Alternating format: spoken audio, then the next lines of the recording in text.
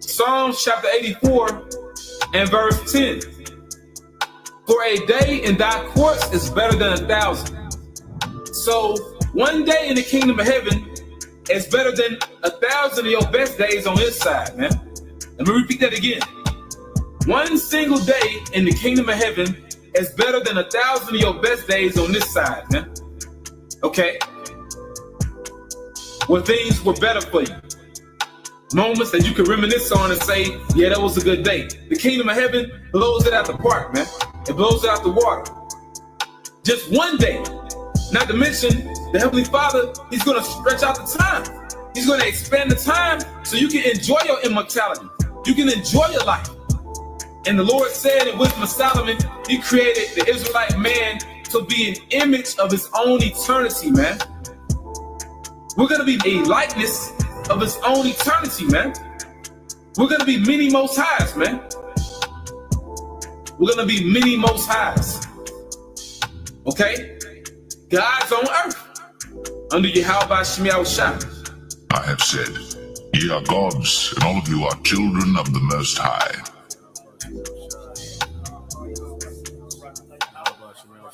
And also what's going to make us gods? These laws, statutes, commandments, and us judging by the laws, statutes, commandments. But also these laws being in our inward parts, making us those perfect judges. Not to mention, we experience these different reincarnations in this wicked flesh. So we know how to judge the flesh. We know how to judge this body because we've been in this body many times. Okay? But once again, the kingdom of heaven is going to be patterned after the mind of Yahweh Shem Yahushua, man. A righteous paradigm. Our Father, which art in heaven, hallowed be thy name. Thy kingdom come. Thy will be done, in earth as it is in heaven.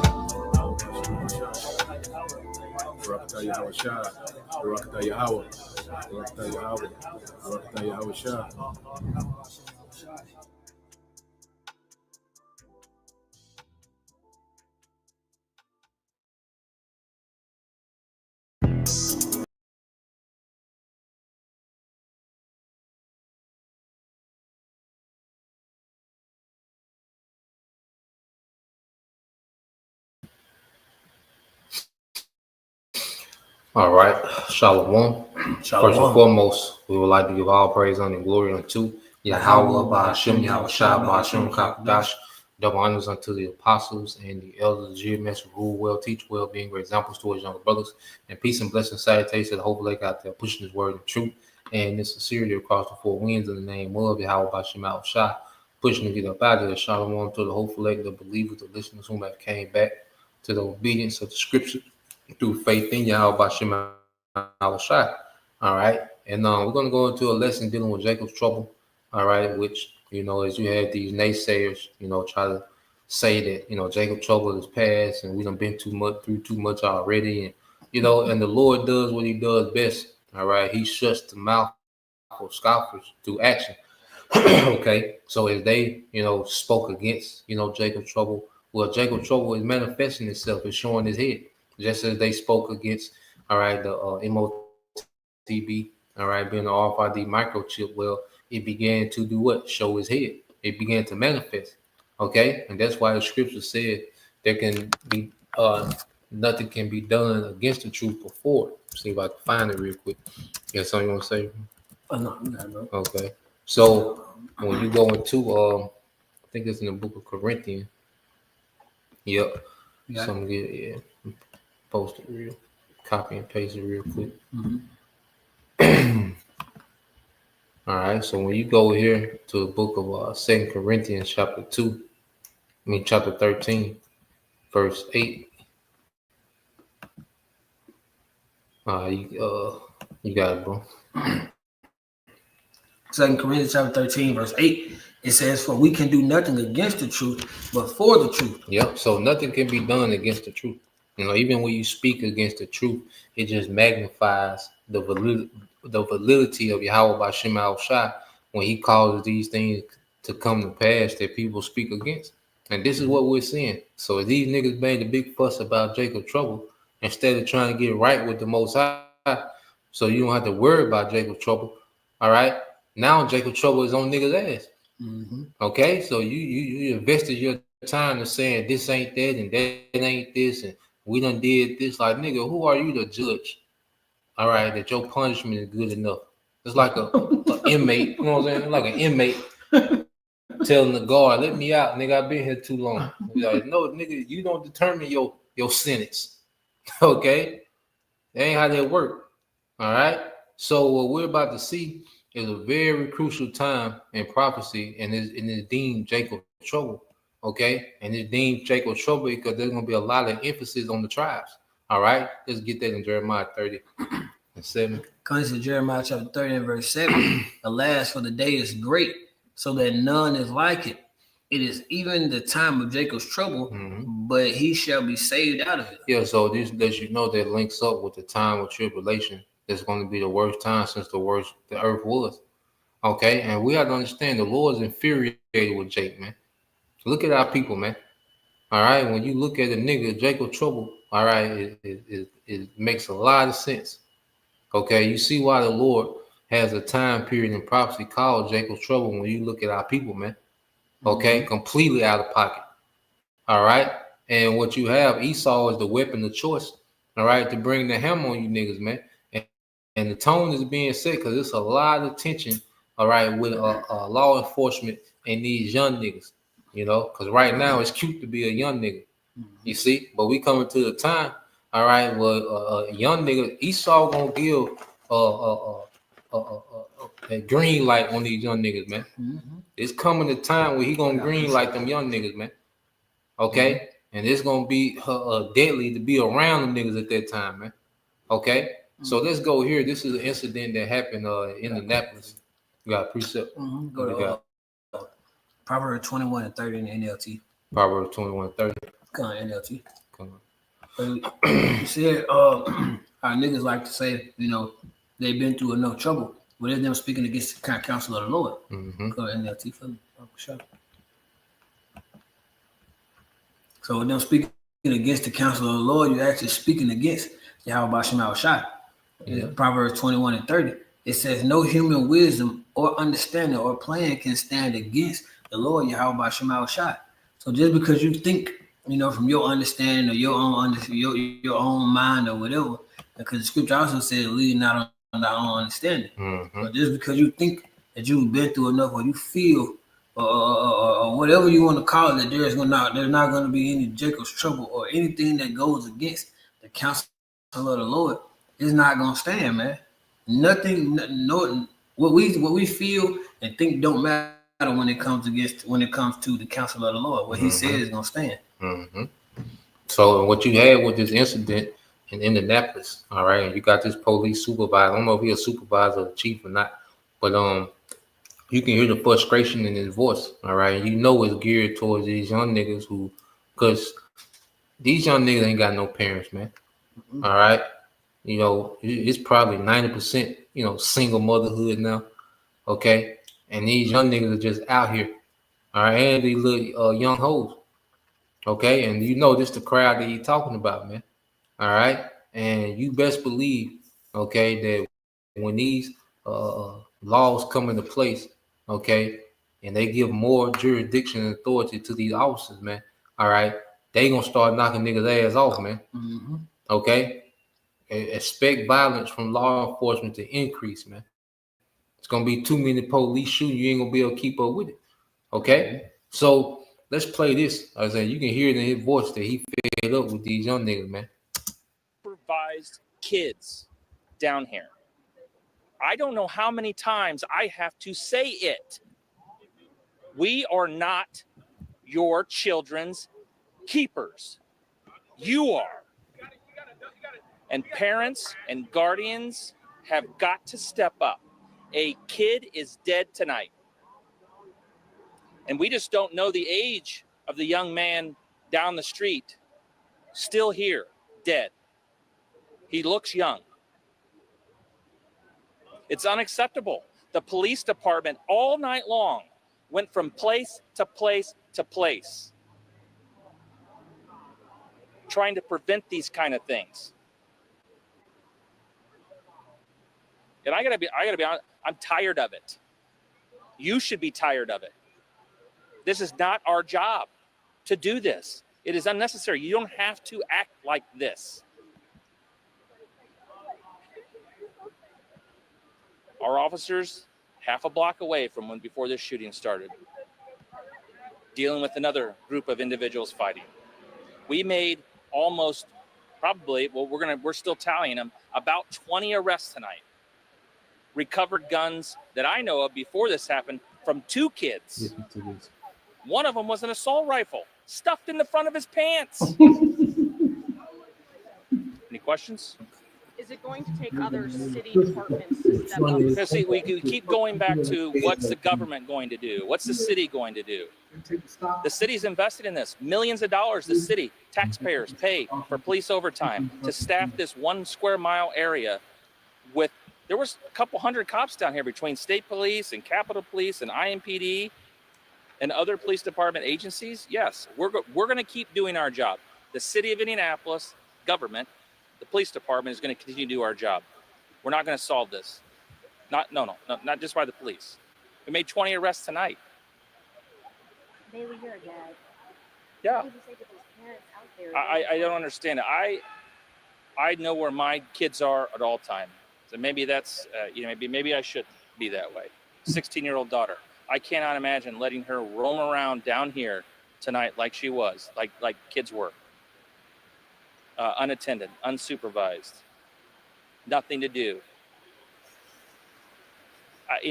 Some of these individuals that were shot could have been very well not engaged in any kind of disturbance whatsoever.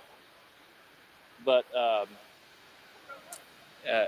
it just caught up in a crossfire. Nearly down here, enjoying ice cream, or maybe they were down here for the fireworks, or wanted to see what's going on in the circle and got caught up in whatever's happening. But look, nothing good happens after midnight.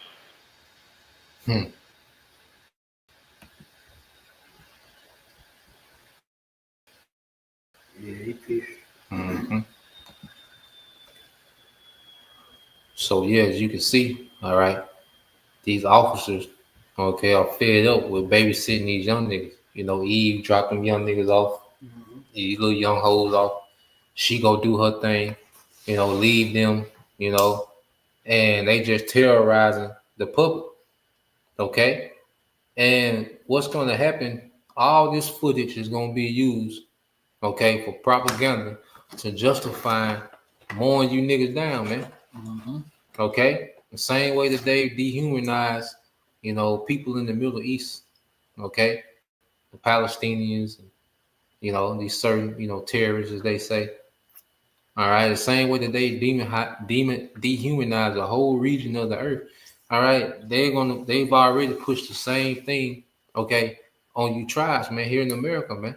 That's why people are applauding the deportations.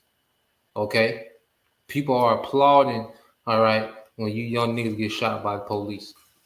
Okay, I remember when that nigga Fulio died.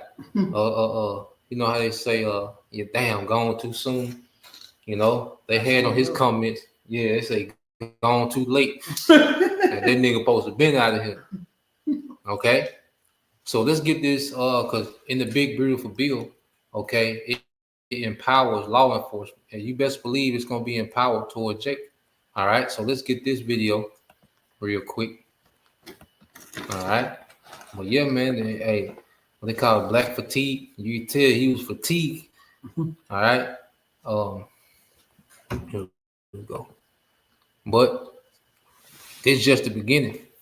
All right, and if he's fed up, that's the talk amongst law enforcement, how they fed up with these young wild niggas, these young hoes, because they don't listen to no goddamn body.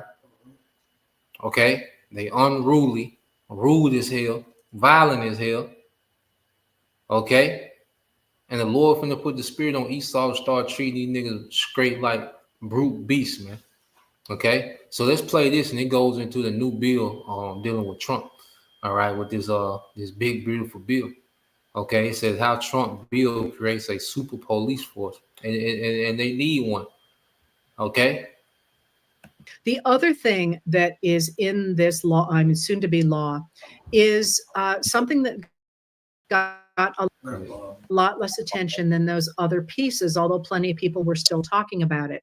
And that's that for all the cuts that it makes to the social welfare system in the United States, and I only gave you a handful of them, it does in fact increase funding for deportation, detention facilities for migrants, and the Immigration and Customs Enforcement, or ICE, by $170.7 billion. What that money does is it makes ICE, Immigration and Customs Enforcement, those agents who have their faces covered and are rounding up people off the streets, the highest funded federal law enforcement agency in the United States in history. It has more money at its disposal over the next 4 years than the budgets of the FBI, the Drug Enforcement Agency, Alcohol, Tobacco, and Firearms, or ATF, the U.S. Marshals, and the Bureau of Prisons combined. That money is designed to give about $51.6 billion to build a wall on the border. That's more than 3 times what Trump spent in his first term on the wall. It provides $45 billion for detention facilities for ICE. And that's an increase of about 265% in ICE's annual detention budget. And it provides about $30 billion for ICE enforcement. That's a threefold increase in ICE's annual budget, and will allow ICE to hire about 19,000 more agents. As you know, in the last week in Florida, Governor Ron DeSantis, a Republican, of course, has opened a detention facility for migrants in the Everglades for between 3,000 and 5,000 migrants there in the Everglades. And they are the facilities are tents with cages in them that are susceptible to rain and heat, of course, to flooding and heat. And Trump has said that they will build many more of those across the country, and that he is interested not only in deporting or imprisoning what he calls criminals, although about 8% of the undocumented migrants that ICE is picking up are actually have actually been convicted of a crime. The rest of them have not, and so it's a little hard to see this hellscape that Trump keeps describing. But Trump is also saying that he wants to get rid of what he calls the homegrowns, that is, people in the United States citizens who he claims are criminals. And So who do you think he's talking about? All right, remember this guy's Nero, okay? And Nero was known for his cruelty, okay, against, Jake. You see that term Roman candle, all right? You know, Nero used to have banquets, okay, on his patio, okay? And he would have Jake lit on fire to light his banquets. Okay, that's where you get that term Roman candle, which they call it a firecracker, you know, get it from the firecracker stand today. But that's where that term comes from. All right. So Nero was known for his cruelty. Okay. So he says, look, we want to deport homegrown, okay, criminals. They're U.S. citizens, man. And you best believe that that target is Jake. And Jake, all right, is Jake not helping their cause at all. Okay, but it's all orchestrated by the Lord, because the Lord wants, all right, these young wild niggas, all right, these young nigga women, okay, to meet the force of the modern day Assyrian, man. Okay, you would say something? Well, I remind me of this precept that goes into I know you probably know it's a roughly paraphrasing. I will give thee over to a vile king. Oh, cruel. Oh, yeah. Cruel king. Yeah. We'll get that. And that cruel king And he on their ass. Trump ain't playing. Hype me up. He ain't playing. Yeah. Hey, well, he got enough swinging, Mhm. you know. But it makes sense because, like you said, if you go into the history of Nero, I mean, if you look at it, it got to be Trump, you know. Especially when you link the precepts up together, it shows you exactly who he is, you know. You got it, bro. God, this is Isaiah chapter 19, verse 41. It says, I will hand Egypt over to a cruel master, a fierce king will rule them, says the Lord, Yahweh Shema Shai, the Lord, the heaven of the heaven's armies. Mhm. So that's the Lord Yahweh Shema Shai telling us he's gonna hand spiritual Egypt over, which is Babylon the Great, you know, the US of A, as you like to call it. He's gonna hand it over to that cruel king. You know, that cruel king, we can tell it's Trump. You know, he's been going through budget cuts with a chainsaw. Mhm. You know, and they just tearing it up. You know, Medicaid, food stamps, and all. You know, it's all part of the agenda and everything that had to happen. It all comes from the counsel of the Lord. But the point is, it's a continuance of evidence that shows you that the scriptures don't miss. Mhm. You know. Get this real quick since you brought that up. So we just asked on Google, was Nero a cruel ruler? Okay. So was Nero a cruel ruler? Say yes. Yes. It said Emperor Nero is widely considered one of the most evil Roman emperors due to his tyrannical behavior, extravagance, and alleged crimes. While some historians debate the extent of his evil, most accounts paint a picture of a man consumed by self-indulgence and cruelty. Okay? And it said Nero, all right, is accused of killing his mother, his stepbrother, and two of his wives, all right, Octavia, all right, and Pompeia. Okay? So this devil, all right, that's in office now, as we know, this is Nero back. All right, so that cruelty is still in him.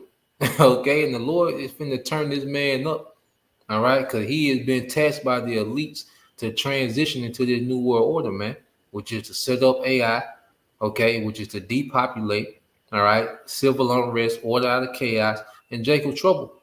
Okay, so he's the perfect man for the job. All right, and you niggas are gonna find out the hard way. Okay, that you got a fierce king, all right, and a cruel master has been set over you, man. Okay, so let's go back to the video just to hear her say it again. All right, is I say, who is these criminals? Who's gonna be the criminal deemed by Trump? Okay, you already know. All right, and you niggas are doing an excellent job of auditioning. Niggas are auditioning for Jacob trouble. You know. Describing, but Trump is also saying that he wants to get rid of what he calls the homegrowns.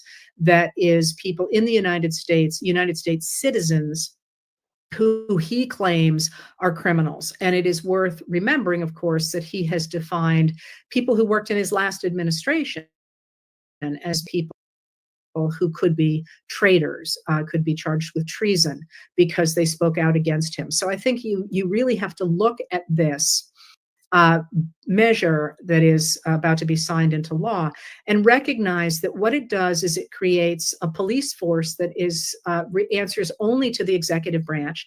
And I won't say to Trump here because I actually don't think he's calling the shots on immigration. I think that's Stephen Miller, the White House Deputy Chief of Staff, and to some degree Kristi Noem, the Secretary of Homeland Security, that and the advisor that Trump has, who has no, by the way, political power.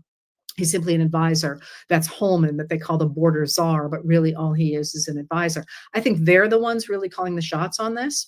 But this is going to be a huge police force designed to round up Americans and put them in detention camps. And I just here quickly wanted to make sure you understand what a concentration camp is. It is literally a place where people are concentrated. I can tell you the history of them, which is actually quite interesting. It has a lot to do with American history. But where people are concentrated without due process of law, they tend to be either members of persecuted minorities or political prisoners. and they are deliberately imprisoned in a very small area without adequate facilities to support them. So, and it's worth thinking of that in light of the fact as well that we have now, I was of 2 days ago, I think, I lose track of time.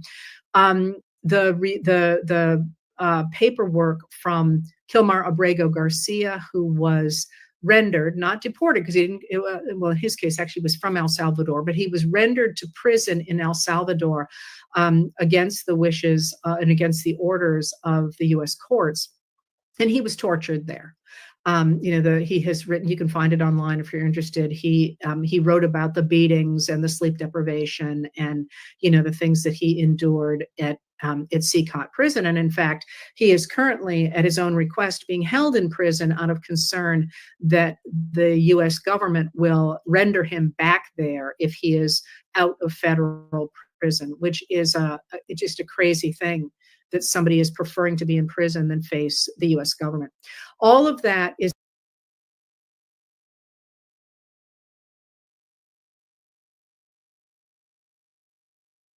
right over here, goddamn. But going back, because the Syrian, matter of fact, let's look that up real quick. Get that in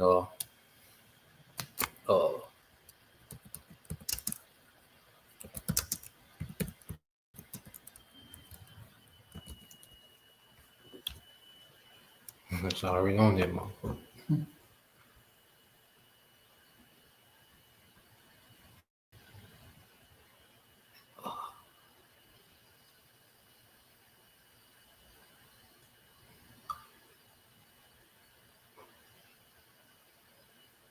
Yeah, we'll get that. So let's get this real quick in the book of Isaiah chapter 10. Share the Bible. So when you go here to Isaiah the 10th chapter, all right, let's say the Syrian government, was known for its cruelty. All right, when you go into the history, okay. But let's get this in Isaiah chapter 10. Okay. And that's what's about to be sent to you niggas, man. Okay.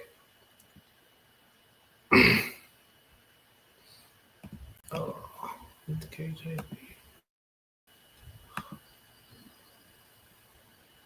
All right, you got it, bro. 10:5. Yeah. Isaiah chapter 10, verse 5. Oh, Assyrian, the rod of my anger, and the staff in their hands is my indignation. Yeah, so the Syrians at this time was the rod of the Lord's anger. It was an instrument of the Lord's anger. Okay? Because he was pissed at the northern tribes, as we've been going over in the book of 1 Kings. Okay? You see how wicked, the northern tribes had became. Okay? So as the northern tribes, will continue rebellion against the Lord, his anger was aroused, and he put his anger on the Assyrians to be cruel against the northern tribes, man. Okay, so now he's doing the same thing with Esau. The anger of the Lord is going to be on Esau. Like I say, he's going to be like a madman sparing none. Well, who's going to put him in that spirit? Okay, the Lord. All right, and he's going to be ruthless against you niggas, man. Okay, and you niggas are doing everything to deserve it. Okay, that's why verse 6 calls you niggas out. Go ahead. Because Isaiah chapter 10, verse 6, I will send him against a hypocritical nation, and against the people of my wrath, I will give him a charge to take the spoil and to take the prey and to tread them down like mirror in the streets. Yeah, so he's going to send them against a hypocritical nation. Okay, because you niggas are nothing but hypocrites and nigga woman. Okay. Here it is, they had the nerve to have a Black Lives Matter when everything you do, you self-destruct.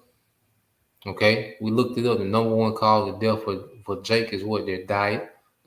Okay, then you look up the homicide rate amongst these areas concentrated by Jake. The nigga woman leading the league in abortion. So you niggas, march around with some type of justice when you niggas show no justice towards each other. You don't show no justice towards your damn self. Okay? Here it is. You have a complete rebellion against the Lord, but you want some type of special treatment in the earth when you rebel against your own power. Okay, so the Lord is going to send, okay, the modern day Assyrian Esau. All right, he's going to give him a charge to spoil your ass, man. All right, and to tread you down like the mar in the streets. Okay, and this is what we're coming into, man. All right, and like I said, the Assyrians.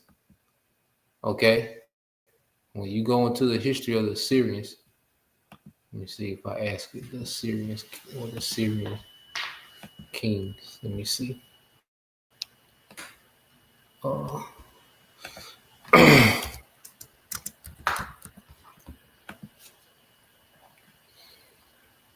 Mhm.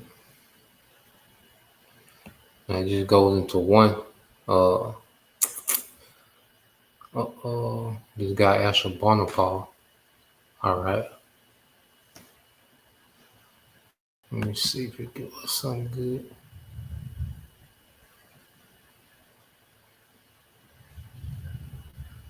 Let me go to this again. And this is why Nineveh, he didn't want to deal, with the Assyrians. And he tried to run from it.